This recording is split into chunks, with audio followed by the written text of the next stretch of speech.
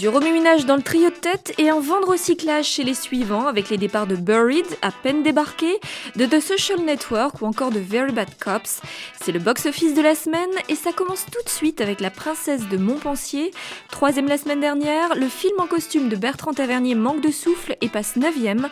203 220 entrées réalisées cette semaine dans 387 salles, soit moins de 500 000 en 15 jours. Même déception pour L'Homme qui voulait vivre sa vie, cette adaptation du plus gros succès de Douglas Kennedy perd 4 places pour atterrir en 6e position avec néanmoins un score correct, 324 833 entrées dans 250 salles. Saw 3D, chapitre final, 7e et dernier volet de la série des films d'horreur mettant en scène des pièges cauchemardesques, fait son entrée à la 5e place du classement. Distribué à faible échelle dans 181 salles de l'Hexagone, il a tout de même attiré 337 425 spectateurs avides de sensations extrêmes, qui plus est en 3D. Score en demi-teinte pour Unstoppable, qui se contente une semaine après sa sortie en France de 349 758 entrées dans 430 salles. On a connu Denzel Washington mieux accueilli dans les salles. Avec Chris Pine, cet habitué du box-office forme ici un duo de choc, tentant dans une course contre la montre de stopper un train fou sans pilote, transportant des produits toxiques. Un scénario inspiré de faits réels, servi par des cascades à couper le souffle. Après Very Bad Trip, Todd Phillips rempile avec une comédie aux petits oignons réunissant Robert Downey Jr. et Zach Galifianakis, déjà à l'affiche de Very Bad Trip et qu'on retrouvera d'ailleurs en 2011 dans un second volet.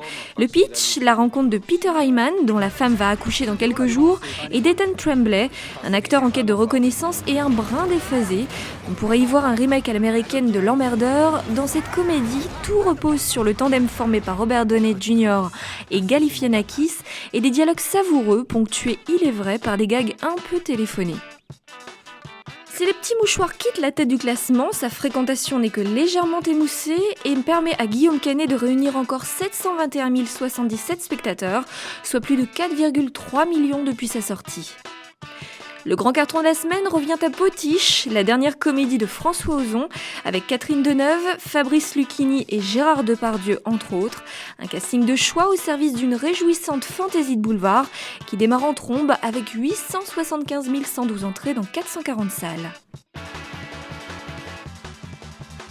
Première semaine pour Potiche qui arrive en tête des entrées. Avec cette nouvelle comédie d'esprit boulevardier, François Ozon fait toutefois un peu moins bien que son précédent film, 8 femmes, qui en 2002 avait récolté plus d'1 million d'entrées pour finir sa carrière à 3 711 394 spectateurs. De leur côté, les petits mouchoirs continuent de bénéficier d'un bon bouche à oreille et peuvent prétendre atteindre les 5 millions d'entrées, ce qui les ferait dépasser pour l'instant le record tenu par le super thriller de Christopher Nolan, Inception. Mais en embuscade, il y a bien sûr le nouvel Harry Potter qui sort cette semaine, Harry Potter et les reliques de la mort. Ils ont leur mot à dire. Pour l'heure, Avatar reste hors catégorie, avec ses plus de 14 millions et demi de spectateurs récoltés, il est vrai, entre fin 2009 et 2010.